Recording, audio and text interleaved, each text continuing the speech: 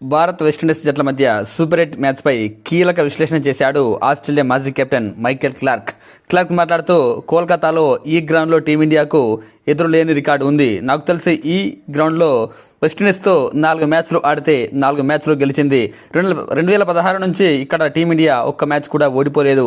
ముఖ్యంగా వెస్టిండీస్పై భారత జట్టు అద్భుత రికార్డు ఉంది. ఇక్కడ వెస్టిండీస్తో ఆడిన 4 మ్యాచ్ల్లోనూ భారత జట్టు క్లీన్ స్వీప్ చేసిందని నాకు గుర్తుంది. మంచి రికార్డు ఉంది. అయితే 2016 టీ20 వరల్డ్ కప్ ఇదే గ్రౌండ్లో వెస్టిండీస్ గెలవడం ఆ జట్టుకు కాస్త ప్లస్ పాయింట్ కావచ్చు. అయితే గత ఏ టీం అయినా గతం గురించి ఆలోచిస్తే ఫలితాలు రావు. ఈ మ్యాచ్లో సీరియస్గా ఆడితేనే ఫలితాలు తమకు అనుకూలంగా ఉంటాయి. నాకు తెలిసి ఈ మ్యాచ్ కోసం 2 జట్లు కూడా చాలా సీరియస్గా ప్రాక్టీస్ చేశాయి. ఎవరు గెలిచినా వాళ్ళే ఆల్మోస్ట్ ఈ వరల్డ్ కప్ గెలిచే అవకాశాలు ఎక్కువగా ఉన్నాయి. మరోపక్క సౌత్ ఆఫ్రికా, న్యూజిలాండ్, ఇంగ్లాండ్ కూడా సెమీఫైనల్కు ఇప్పటికే వచ్చి ఉండవచ్చు. అయితే వెస్టిండీస్, భారత్ ఈ 2 జట్లలో ఏ టీం సెమీస్కు వచ్చినా వాళ్ళకే ట్రోఫీ గెలిచే అవకాశాలు ఎక్కువగా ఉన్నాయి. ఈ వరల్డ్ కప్లో న్యూజిలాండ్ ఆశించినంతగా రాణించలేదు. కన్సిస్టెన్సీ మిస్ అయింది. ఏదో అదృష్టం కొద్దీ కూడా న్యూజిలాండ్ సెమీఫైనల్కి వచ్చింది అనుకోవచ్చు. నిన్న కనుక శ్రీలంక ఇంకాస్త ఎక్కువ పరుగుల తేడాతో ఓడిపోయింటే అసలు న్యూజిలాండ్ సెమీఫైనల్కు కూడా వచ్చేది కాదు. శ్రీలంక పుణ్యమా అని న్యూజిలాండ్ సెమీఫైనల్కి వచ్చింది. సో వాళ్ళు సెమీఫైనల్ గెలవడం కూడా కష్టమే. అక్కడ గెలిచిన ఫైనల్లో మరింత కష్టం. ఇక మరో జట్టు అందరికీ తెలిసిందే, south Africa.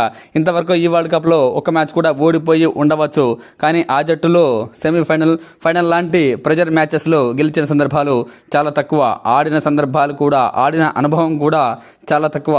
So last year కూడా చూసాం, 2024 టీ20 వరల్డ్ కప్లో టీమిండియా చేతిలో ఓడిపోయింది. సో ఈసారి కూడా ఆ జట్టుకు కూడా ట్రోఫీ గెలిచే అవకాశాలు చాలా తక్కువగా ఉన్నాయి. ఇక ఒకప్పుడు ఇంగ్లాండ్ స్ట్రాంగ్గా ఉండేదే, కానీ ఈ వరల్డ్ కప్లో అయితే వాళ్ళు ఆశించిన స్థాయిలో రాణించడం లేదు.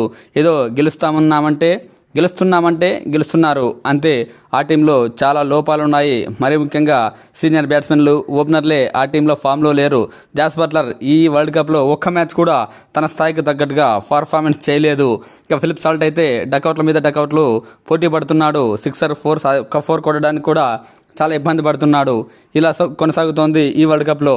సో సౌత్ ఆఫ్రికా, ఇంగ్లాండ్, న్యూజిలాండ్తో పోలిస్తే ఈరోజు గెలిచే జట్లకే వరల్డ్ కప్ కూడా గెలిచే అవకాశాలు ఎక్కువగా ఉన్నాయని వ్యాఖ్యానించాడు.